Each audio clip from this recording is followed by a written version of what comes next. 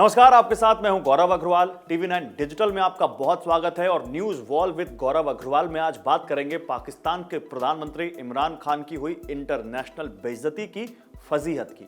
PoK में 25 जुलाई को चुनाव हुए। अव्वल तो ये कि पाकिस्तान के पास ऐसा कोई अधिकार नहीं है कि वो पाक पीओके, जिसको पाक ऑक्यूपाइड कश्मीर कहा जाता है, यानी वो हिस्सा जो भारत का है, जम्मू कश्मीर का भारत का हिस्सा जिस पर पाकिस्तान ने अवैध तरीके से कब्जा कर रखा है, उस पर पाकिस्तान के पास कोई अधिकार नहीं है वहां चुनाव कराने का।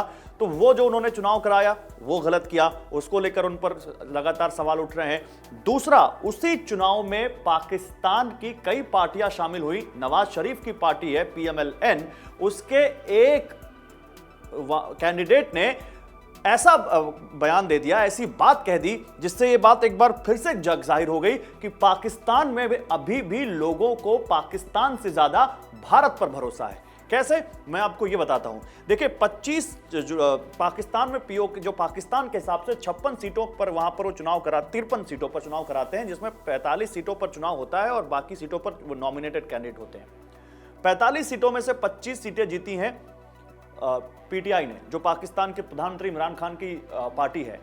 मरियम नवाज, जो कि PMLN की सर्वे सर्वा हैं, उन्होंने इन नतीजों को मानने से मना कर दिया है। वो कह रहे हैं कि चुनाव में धांधली हुई है, लेकिन चुनाव में धांधली केवल नतीजों के बाद नहीं कहा जा रहा है। जिस दिन चुनाव हुए उस दिन बहुत हिंसा हुई, उस दिन धांधली की बात सामने आई और पीटीआई ने खुद एक सोशल मीडिया पर एक पोस्ट किया। उस पोस्ट में क्या हुआ, उस पोस्ट से ये पूरी बात निकली। इमरान खान की पार्टी ने एक पोस्ट किया जिसमें PMLN यानी नवाज शरीफ की पार्टी, मरियम नवाज की पार्टी, उसके उम्मीदवार हैं चौधरी मोहम्मद इस्माइल गुर्जर, और वो बोल रहे हैं, वो कह रहे हैं कि अगर स्थानीय प्रशासन उनकी चिंताओं को दूर करने में नाकाम रहा तो वो भारत की मदद मांगेंगे। फिर से ये उर्दू में भी लिखा था वीडियो, इस वीडियो के बारे में और फिर से और डिटेल में बताता हूं। वो कहते हैं, ये आजाद कश्मीर चुनाव में N लीग का उम्मीदवार है। आजाद कश्मीर वो कहते हैं, लेकिन वो पीओके है, भारत का हिस्सा है। ये आजाद कश्मीर चुनाव में N लीग का उम्मीदवार है, जो नवाज शरीफ के नक्शे कदम पर चल रहा है और अपनी हार पर भारत से मदद मांग रहा है। दरअसल इस्माइल गुर्जर ने कहा था कि अगर स्थानीय प्रशासन ने उनके साथ सहयोग नहीं किया तो वो भारत की मदद मांगेंगे। क्या मदद नहीं किया? स्थानीय प्रशासन, जो कि पाकिस्तान के प्रधानमंत्री की शह पर वहां चुनावों में रिगिंग कर रहा था, ये आरोप उन पर लग रहे हैं, उसने इनके एजेंट को बूथ तक में जाने नहीं दिया। इसलिए ये परेशान थे और इन्होंने ये बात कही। लेकिन इसको लेकर तो फिर अब एक नई बहस छिड़ गई। बहस ये कि क्या आज भी पीओके के लोग ये मानते हैं कि भारत उनके लिए ज्यादा काम कर सकता है? क्या वो ये मानते हैं कि भारत उनके लिए, उनके विकास के लिए ज्यादा मददगार साबित हो सकता है, जैसा कश्मीर में हो रहा है, जैसा जम्मू कश्मीर में भारत आज कर रहा है? चुनाव हो रहे हैं वहां पर। जम्मू कश्मीर में एक नया डेवलपमेंट 370 और धारा 35 के हटने के बाद देखने को मिल रही है। देखिए, लेकिन इसमें क्यों ये चुनाव ही अपने आप में एक सवालिया निशान है, यह मैं आपको बताता हूं। देखिए, भारत ने गिलगिट बाल्टिस्तान में चुनाव कराने के लिए पाकिस्तान की आलोचना की थी और कहा था कि सैन्य कब्जे वाले क्षेत्र की स्थिति को बदलने के लिए किसी भी कानूनी कार्रवाई का कोई अधिकार नहीं है। अब मैं विदेश मंत्रालय का आपको वो बयान बताता हूं।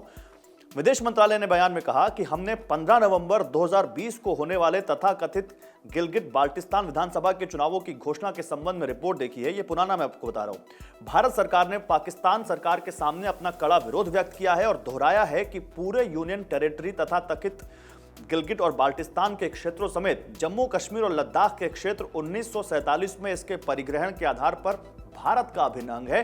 पाकिस्तान का सरकार का अवैध रूप से और जबरन कब्जे वाले क्षेत्रों पर कोई अधिकार नहीं है।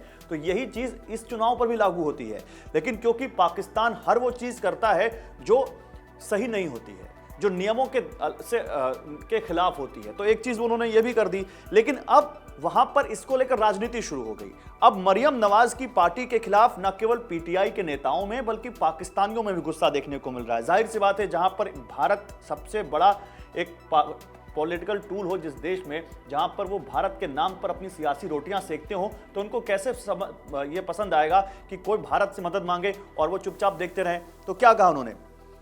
पाकिस्तान की एक मशहूर अभिनेत्री हैं शहर शिनवारी, उन्होंने कहा मरियम नवाज को कि सत्ता की भूख ने आपको इतना अंधा कर दिया है कि अब आप देश को तोड़ने की बात करने लगी हैं। आप इस देश के दूसरे शेख मुजीब बनने जा रही हैं। शेख मुजीब कौन थे मालूम है आपको? शेख मुजीब वो जो बांग्लादेश में जो सबसे बड़े नेता माने जाते थे, अभी प्रधानमंत्री माने जाते हैं, अभी प्रधानमंत्री जब बांग्लादेश गए थे तो उनके वो स्मारक स्थल भी गए थे, वहां उन्होंने श्रद्धांजलि भी अर्पित की थी। शेख मुजीब जो कि शेख हसीना के पिता हैं और बांग्लादेश में उनको बहुत सम्मान से देखा जाता है, बांग्लादेश के जनक माने जाते हैं। वही ये कह रही हैं कि मुजीबुर रहमान आप शेख मुजीब बनने जा रहे हैं। मुजीबुर रहमान बांग्लादेश के संस्थापक थे जिन्होंने भारत की मदद से 1991 में पूर्वी पाकिस्तान को आजाद कराया था, जो आज बांग्लादेश है और कई मायनों में पाकिस्तान से बहुत आगे है। तो ये सवाल यहां पर ये है कि ये दो सवाल हैं। पहला सवाल कि आखिर पाकिस्तान उस क्षेत्र में चुनाव क्यों करवा रहा है जिस पर उसने अवैध कब्जा करके रखा है और कोई डेवलपमेंट का काम आज तक पाकिस्तान वहां कर नहीं पाया। दूसरा, क्या वाकई भारत के लोगों पर पाकिस्तान के इस इलाके के लोगों को ज्यादा भरोसा है? क्या पीओके के लोगों को लगता है कि भारत ही उनकी मदद कर सकता है? क्या यहां पर पीएमएल-एन के कैंडिडेट ने यह एक बात फिर से साबित कर दी कि भारत के साथ ही उनका अच्छा भविष्य है?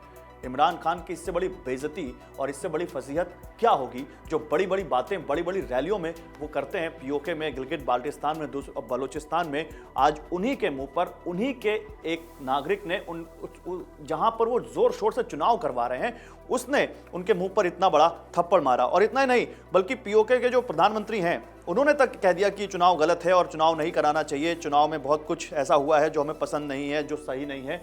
फिर इमरान खान किस मुंह से कश्मीर का राग अलापते हैं जब पीओके जिस पर उन्होंने अवैध रूप से कब्जा कर रखा है वही उनके साथ नहीं है।